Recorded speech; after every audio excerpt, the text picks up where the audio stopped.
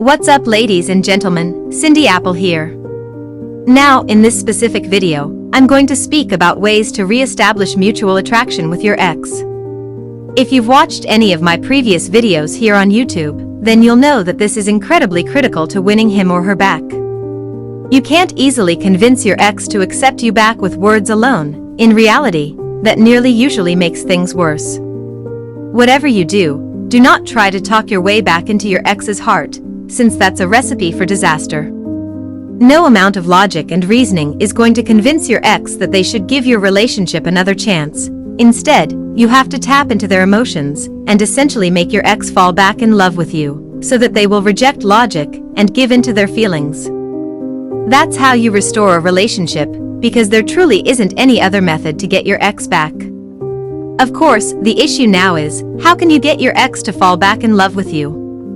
How can you rebuild the attraction that your ex previously felt for you, such that he or she actually chooses on their own that they want to get back together? Well, there's a variety of things you can do to make this happen. The first thing you can do to rebuild attraction between you and your ex is really quite counterintuitive, and it's something I have been talking about a lot in some of my other videos here on YouTube. Simply stop talking to your ex. Yes, you heard me correctly. Ignoring your ex and shutting down all communication with him or her is an excellent technique to make them fall back in love with you. As weird as it seems, this works really well. I call this the no-contact strategy, and you may learn more about it in some of my other videos, so I'm not going to go into depth here, but fundamentally, there's two reasons that ignoring your past helps to rebuild attraction. First of all, when you just disappear from your ex's life all of a sudden, you're shocking him or her into realizing what life is like when you're not around.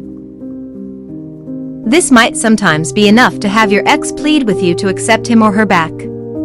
It also offers your ex time to let go of the unpleasant memories that may have contributed to your separation and resurrect some of the happier, more nostalgic ones. It's human nature to unconsciously cleanse unwanted memories over time, so by ignoring your ex, you are simply allowing this to happen naturally.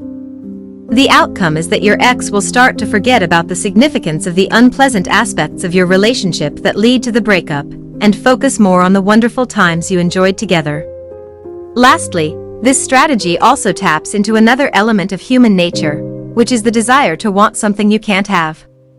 Yes, this cliché is really true, and it's been proven by numerous studies that both men and women are attracted to members of the opposite sex that are not romantically available.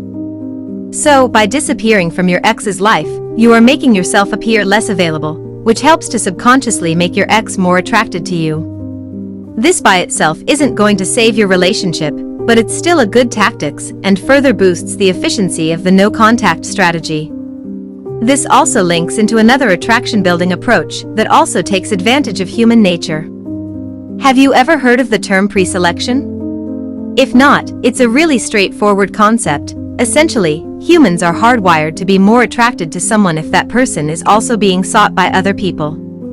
So, in basic terms, all of us have a subconscious preference towards individuals of the opposite sex who are either currently in a relationship or being romantically pursued by others. When you think about it, this really makes perfect sense.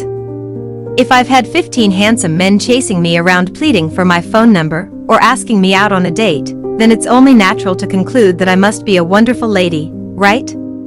That's preselection. And it's also something you may utilize to make yourself more appealing in the eyes of your ex. By adopting what I term covert jealousy, you may make it look to your ex that you are being chased by other guys or girls, and therefore forcing your ex to doubt if it was a wise choice to break the relationship with you.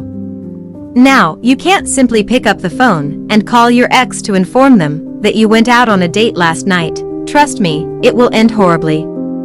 You have to be clever and delicate when utilizing this sort of jealousy approach to rekindle your ex's affection for you. Even hanging out with members of the opposite sex might be enough to provoke thoughts of jealousy in your ex's head and boost your possibilities of getting back together. Just take caution when you are attempting to use jealousy to win back your ex, because it may easily backfire if you don't do it right. Beyond jealousy, there's various additional things you can do to modify the way your ex thinks about you and your relationship. One very successful way is to quietly remind your ex of the wonderful things of your time together. You can do this in person or over the phone, but it's typically easiest by text message. All you need to do is create a reasonable or acceptable reason to send your ex a text message that will remind them of a good, enjoyable experience that you shared together. I've gone over a few examples in my previous YouTube videos, but here's a sample text message that you may send your ex to bring up a nice memory. Hey, hope all is okay with you. Was wondering if you remember the name of that restaurant we went to on our second date. You remember the small romantic establishment in that back alley downtown? That was such a fantastic night. I want to go back there this weekend with a friend, but can't remember the name. Thanks, chat soon. To your ex, this communication probably wouldn't appear out of the ordinary. You are just respectfully asking if he or she can recall the name of a restaurant. But you are actually pushing your ex to relive that good night you enjoyed together on your second date, and presuming it really was a nice experience for both of you, then it's going to stir up some sentiments of nostalgia in your ex's mind. The more you can remind your ex of the great moments you enjoyed together, the more likely he or she will desire those feelings back again, which of course assists you in your efforts to get back together. The third idea I'm going to provide is somewhat connected to the happy reminder technique I just spoke about, but it's much simpler and easier to implement. Next time you engage with your ex, in fact, every time you talk to your ex, either in person or over phone or text message, make sure the conversation is enjoyable, pleasant, and positive. Don't be a downer, because nobody is attracted to drama or squabbling. By making your ex laugh and giving him or her a good time every chance you get, you will help repress the unpleasant memories that led to your separation and reshape your ex's perception of you. If he or she thinks of you as someone who is entertaining to be around, they will want to talk to you and have you back in their life. The key line is that all conversations with your ex should be enjoyable and uplifting, not serious and dismal. That's it for this video. Thanks very much for watching. If you've got a quick question or remark on this video, please feel free to leave it in the comments box below, and I will try my best to react personally. Thanks again for watching. Good luck out there. I will see you next time.